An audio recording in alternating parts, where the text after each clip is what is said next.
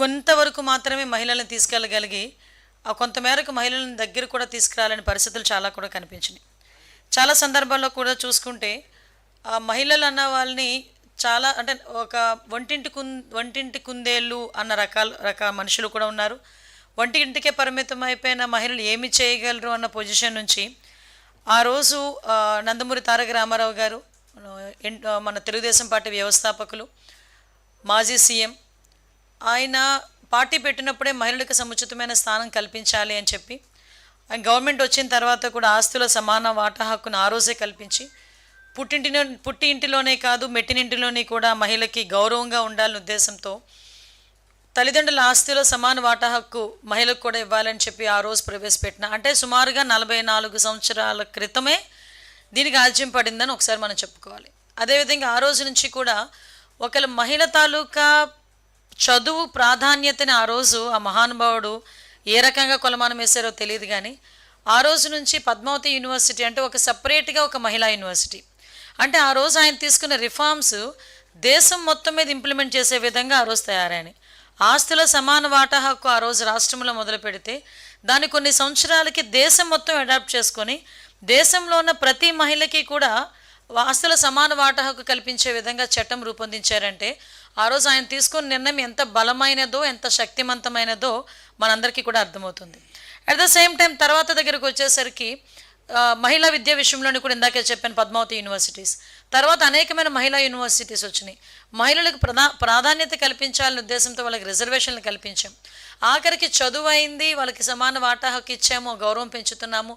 కానీ వాళ్ళని కంపల్సరీగా రాజకీయాలకు కూడా అలవాటు చేస్తే, రాజకీయాలు కూడా బయటకు వస్తే వాళ్ళు మెరాకిల్స్ సృష్టిస్తారు నిజంగా అని చెప్పి ఆ రోజు నమ్మిన వ్యక్తిగా అప్పటి నుంచి ఇప్పటి వరకు కూడా గౌరవ సీఎం చంద్రబాబు నాయుడు గారి వరకు కూడా ప్రత్యేకంగా వాళ్ళందరికీ కూడా మన స్థానిక ఎలక్షన్స్లో రిజర్వేషన్లు ఇవ్వటం, అంటే ఈరోజు ఒక ప్రెసిడెంట్గా, ఒక ఎంపీటీసీగా, ఒక జడ్పీటీసీగా, ఒక ఎంపీపీలుగా, జడ్పీ చైర్మన్లుగా సగం మంది మహిళలు ఈరోజు మనకి కనిపిస్తున్నారంటే ఆ రోజు ఆ మహానుభావుడు పెట్టిన పుణ్యమని మనందరం కూడా చెప్పుకోవాలి.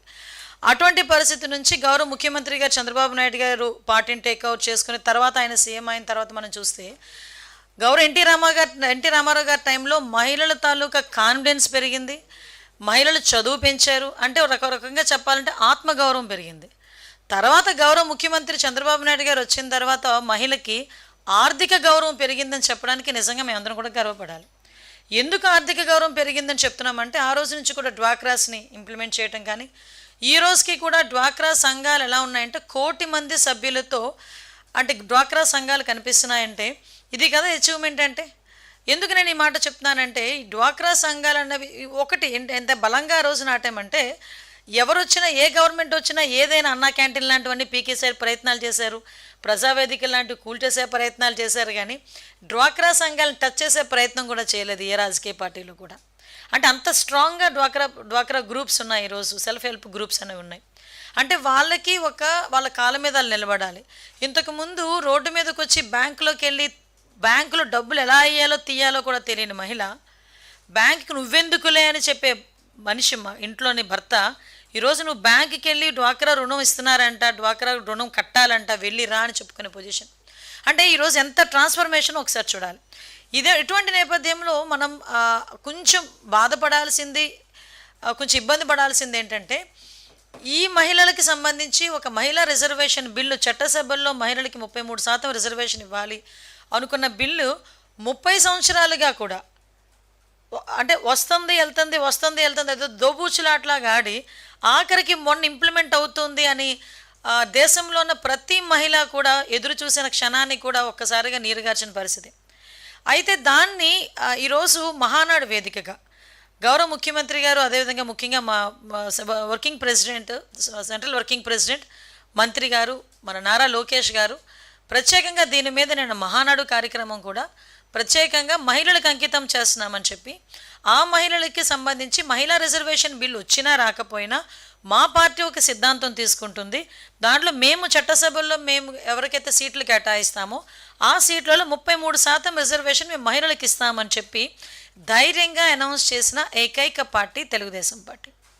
సో దీనికి నిజంగా చాలామంది అంటే లోపల ఎలా ఉన్నా బయట మాత్రం కొన్ని పరిస్థితుల్లో వాళ్ళు మాట్లాడాల్సి వస్తుంది.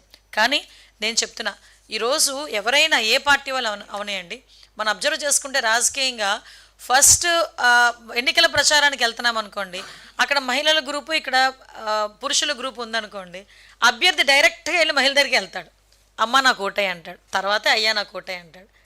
అంటే రాజకీయంగా మహిళ ఎంత వాళ్ళకి ఒక సెంటిమెంట్ క్రియేట్ అవుతుంది మహిళ దగ్గరికి వెళ్ళేసరికి. అందులో ఒక మహిళకి చెప్తే 10 మంది మగాళ్ళతో సమానం అన్న ధ్యాస కూడా ఒక పొలిటికల్ లీడర్కి ఉంటుంది. అంటే మేము మహిళా ఓట్లతో గెలుస్తున్నామంటారు. మహిళలకు సంబంధించి అంటే మేనిఫెస్టో, ఏ పార్టీ మేనిఫెస్టో అయినా మహిళలకు సంబంధించిన మేనిఫెస్టో లేకుండా ఏ మేనిఫెస్టో కూడా ఉండదు. అంత మహిళలకి ప్రాధాన్యం ఇస్తున్నామని చెప్పుకునే పార్టీలు ఈరోజు ఒక స్టెప్ ఫార్వర్డ్ వేసి అందరూ కూడా ఇదే లైన్లోకి వెళ్తే ఆటోమేటిక్గా మహిళా రిజర్వేషన్ బిల్ వస్తుందేమో, ఆటోమేటిక్గా వస్తుందేమో. దానికి ఈరోజు తొలి అడుగు వేసింది తెలుగుదేశం పార్టీ. ఆ తెలుగుదేశం పార్టీలో ఒక కార్యకర్తగా, తెలుగుదేశం పార్టీలో ఇంతకుముందు మహిళా అధ్యక్షురాలుగా చేసిన నేపథ్యము, అదేవిధంగా ఇప్పుడు హోంమంత్రిగా అయిన నేపథ్యం, ఇదంతా కూడా మేము కూడా ఒక గర్వపడే పరిస్థితి. అంటే చాలా సందర్భాల్లో మహిళల్ని రాజకీయంగా వాడుకున్నారు, ఓటు బ్యాంక్ కింద వాడుకున్నారు. ఈరోజు మహిళలు ఓట్లు వేయటానికే కాదు, ఓటు వేయించుకునే సత్తా కలిగి ఉన్న వాళ్ళు కాబట్టి ఓటు వేయించుకునే కెపాసిటీ కూడా ఇవ్వాలి అని కోరుకుంటున్నాం. కాబట్టి ఈరోజు నేను మహిళా రిజర్వేషన్ బిల్లు మేము ఇస్తామని చెప్పి మహానాడులో అనౌన్స్మెంట్ చేసిన తర్వాత నిజంగా చాలామంది హ్యాపీ ఫీల్ అయ్యారు. అట్ ద సేమ్ టైం అందరూ కూడా ముందుకు వచ్చారు. మీరు అబ్జర్వ్ చేశారో లేదో, మేము అనుకున్న మహిళలు ఒక్కలే లేచి నుంచుంటారేమో చప్పట్లు కొడతా అనుకుంటే మా శ్రేణులందరూ కూడా సుమారుగా ఆన్లైన్లో వీక్షించిన దగ్గర 15 లక్షల మంది కూడా నేను దీనికి ఏకగ్రీవంగా ఆమోదం తెలిపినందుకు నిజంగా వాళ్ళందరికీ కూడా నేను పేరు పేరున నేను ధన్యవాదాలు, నమస్కారాలు తెలియజేయాలి. ఎందుకంటే ఆ రోజు నుంచేనండి మీరు అబ్జర్వ్ చేసుకుంటే గౌరవ ముఖ్యమంత్రి గారు నారా చంద్రబాబు నాయుడు గారు, at the same time Telugu Desam party, ఇప్పుడు ఎన్డీఏ కూటమి మహిళా పక్షపాతి. ఇందాక ఒక పెద్ద మనిషి నాతో అన్నారు, ఎక్కడైనా మీరు అబ్జర్వ్ చేయండి మేడం అంటే, ఇది నా అనాలిసిస్ కాదు, general intellectual analysis. Chandrababu Naidu గారు ముఖ్యమంత్రిగా ఉంటే ఎంతో కొంత మహిళ సేఫ్గా ఫీల్ అవుతుంది.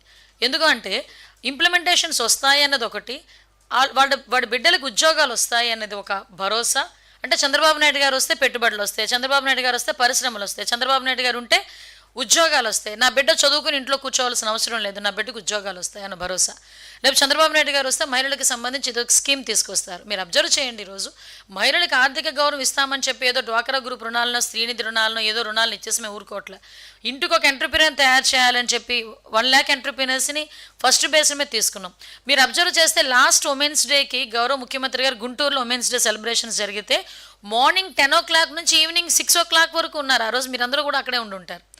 ఏ ముఖ్యమంత్రి అండి ఒక ఉమెన్స్ డేలో వచ్చామా, ఉమెన్స్కి పొగిడేమా, 4-5 పథకాలు ప్రవేశపెట్టేసామా, మధ్యాహ్నానికి వెళ్ళిపోయామా అనుకుంటారు. కానీ ఆ రోజు ఉమెన్ ఎంటర్ప్రీనర్స్ ఎవరెవరైతే ఉన్నారో వాళ్ళందరినీ పిలిపించుకొని వాళ్ళతో మాట్లాడి వాళ్ళ కష్టసుఖాలు తెలుసుకొని వాళ్ళకి ఇంకా ఎలాంటి ఇంటెన్సివ్స్ ఇవ్వాలని చెప్పి ఆలోచించుకొని బయటకు వచ్చిన వ్యక్తి. అదే ముఖ్యమంత్రి ఈరోజు ఒక ఎంఎస్ఎంఈ పార్క్స్ని కూడా ప్రత్యేకంగా ఒక ఇండస్ట్రియల్ పార్క్ని మహిళలకు అప్పచెప్పారంటే ఈరోజు మహిళల మీద మాకున్న చిత్తశుద్ధి ఏంటో మీకు అర్థమవుతుంది. అంటే మేము కేవలం మా ఎన్డీఏ కూటమి కానీ తెలుగుదేశం పార్టీ కానీ మహిళల్ని ఓట్ బ్యాంకుల కింద మేము ఉపయోగించుకోవాలి. మహిళా శక్తిని కరెక్ట్గా కనుక ఉపయోగించుకుంటే ఆంధ్రప్రదేశ్ రాష్ట్రం ఏదైతే 2047కి మనం ప్రపంచంలో మొట్టమొదటి స్థానంలో ఉండాలి అనుకుంటున్నామో, అట్ ద సేమ్ టైం ఈ మహిళా శక్తిని కనుక ప్రాపర్ వేలో యూజ్ చేసుకుంటే డెఫినెట్గా ఉంటామని నమ్మిన వ్యక్తి గౌరవ ముఖ్యమంత్రి గారు చంద్రబాబు నాయుడు గారు, అదేవిధంగా ఉప ముఖ్యమంత్రి పవన్ కళ్యాణ్ గారు. ఈరోజు మీ అందరికీ తెలుసు, చాలామంది ఈ 33% రిజర్వేషన్ వస్తుందని చెప్పిన తర్వాత చాలామంది ఆశలు పెరిగినాయి. ఎందుకంటే చాలామంది టీవీలో కూర్చొని అనుకుంటారు మేము ఆల్రెడీ చట్టసభల్లో ఉన్నాం, మాకులా వాళ్ళు కూడా రావాలని కోరుకునే చాలామంది ఆడబిడ్డలు ఉన్నారు.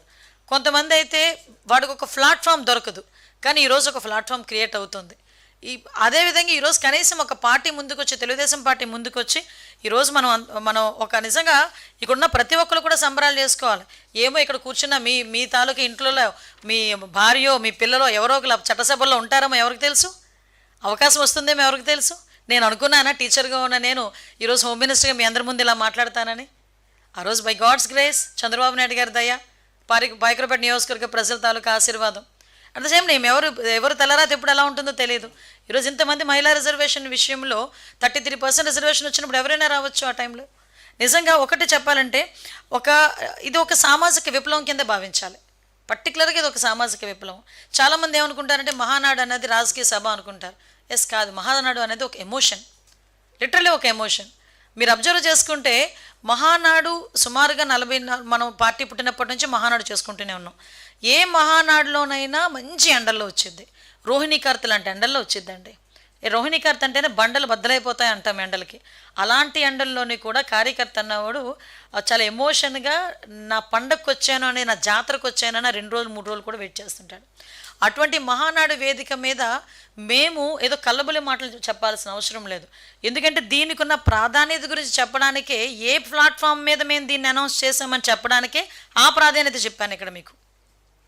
కాబట్టి మేము అంత సెంటిమెంట్గా భావించే మహానాడు సభ మీద గౌరవ నారా లోకేష్ గారు ఇనిషియేషన్ తీసుకొని ఈ 33% రిజర్వేషన్ మేము కల్పిస్తామని చెప్పడం యాజ్ ఎ వర్కింగ్ ప్రెసిడెంట్గా, దానికి గౌరవ ముఖ్యమంత్రి గారు జాతీయ పార్టీ అధ్యక్షుల హోదాలో ఆయన దానికి ఆమోదం తెలపడం కూడా ఇది నిజంగా చెప్పాలంటే ఒక సామాజిక విప్లవం కింద భావించవచ్చు.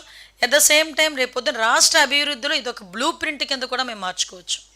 నిజంగా ఒక బ్లూ ప్రింట్ అనుకోవాలి. ఎందుకంటే చాలామంది ఇంతకుముందు గవర్నమెంట్లు ఉన్నాయి అంటే కొన్ని సందర్భాల్లో కొంతమంది గురించి మాట్లాడడం వేస్ట్ అనుకుంటాను, కానీ తప్పట్లేదు, మాట్లాడాలి. లాస్ట్ 5 సంవత్సరాల గవర్నమెంట్లో, గొడ్డలిపాటి గవర్నమెంట్లో మీ అందరూ చూశారు. అమరావతి రాజధానిగా రావాలి అంటే రోడ్ల మీదకి తీసుకొచ్చి బూటికాలతో తన్నించుకున్న పరిస్థితుల నుంచి ఈరోజు ఎన్డీఏ కూటమి గవర్నమెంట్ వచ్చిన తర్వాత ఈరోజు చట్టసభల్లోని వాళ్ళని భాగస్వాములను చేస్తాం. ఆ రోజు బూటికాలతో తన్నిస్తే ఈరోజు మేము చట్టసభల్లో భాగస్వాములు చేయడానికి సిద్ధంగా ఉన్నామని చెప్పడానికి మేము గర్వపడుతున్నాం. ఈరోజు ఎస్పెషల్లీ అలాంటిదే కాదు, చాలామంది మీద సోషల్ మీడియాలో పడుతున్న చాలా పోస్టులు. నిజంగా ఎందుకు సామాజిక విప్లవం అన్నానంటేనండి, మా హక్కుల గురించి మేమే పోరాటం చేసుకోవాలి. అదే గౌరవ ఎన్టీ రామారావు గారు చెప్పిన సూత్రం, గౌరవ ముఖ్యమంత్రిగా చంద్రబాబు నాయుడు గారు నడిపిస్తున్న సూత్రం కూడా. మా గౌరవం గురించి మేమే కాపాడుకోవాలి. ఈరోజు సోషల్ మీడియాలో ఇష్టానుసారంగా మాట్లాడి కించపరిచే విధంగా మాట్లాడినా కూడా ఈరోజు చట్టసభల్లో బయటకు వచ్చి ఈరోజు చాలామంది మహిళా ప్రాధాన్యత పెరిగిన తర్వాత మా గౌరవం కూడా మేము పెంచుకునేదానికి ఒక అవకాశం కింద కూడా మేము భావిస్తున్నాం. ముఖ్యంగా ఎస్పెషల్లీ నారా లోకేష్ గారికి, గౌరవ మంత్రివర్యులు నా సోదరులు నారా లోకేష్ గారికి నేను ప్రత్యేకంగా ధన్యవాదాలు తెలియజేసుకుంటున్నా. ఎందుకంటే మహానాడు లాంటి ఒక పెద్ద సెంటిమెంట్, భావోద్వేగం కలిగిన మహానాడులో ఒక మహిళా రిజర్వేషన్స్ గురించి పైన చట్టబద్ధత అయినా కాకపోయినా పార్టీ వ్యవహారంలో మేము ఇచ్చే చట్టసభలో సీట్లో 33% రిజర్వేషన్ ఇస్తామని చెప్పినందుకు ప్రత్యేకంగా గౌరవ నారా లోకేష్ గారికి, గౌరవ ముఖ్యమంత్రి గారు చంద్రబాబు నాయుడు గారికి ధన్యవాదాలు తెలియజేసుకుంటున్నా. Thank you.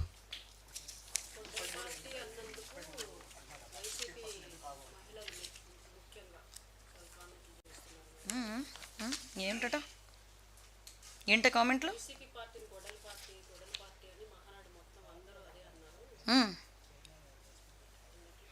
మహానాడు మొత్తం కాదండి, రాష్ట్రం అంతా ఉంటుంది.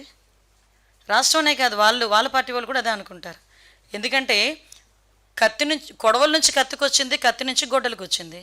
ఇప్పుడు గొడ్డల పార్టీ కాక ఇంకేమంటాం? ఇంకా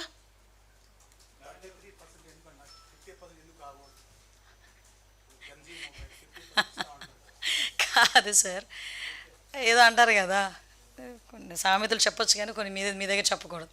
ఇంకా స్టార్టే పడలేదు, ఒక అడుగేనేయండి సార్. ముందు నడుద్దాం, తర్వాత పరిగెడదాం. ముందు నడవటానికే మాకు ప్లేస్ లేదు అనుకుంటే మేము క్రియేట్ చేసుకుంటున్నాం, నడిచేదానికి ప్లేస్ క్రియేట్ చేసుకుంటున్నాం. ఆ నడిచేదానికి ఇప్పుడు వే ఉంది, మేము నడుస్తాం, నడిచిన తర్వాత పరిగెడతాం. నిన్న ఒక మాట అన్నారు గౌరవ ముఖ్యమంత్రి గారు, ఇదే 33% రిజర్వేషన్ 66% రిజర్వేషన్ అవ్వడానికి కూడా అవకాశం ఉంది, వీలైతే నేను అంతవరకు కూడా వెళ్తానని కూడా అన్నారో మాట. మీరు అబ్జర్వ్ చేశారో లేదో నిన్న మహానాడులో.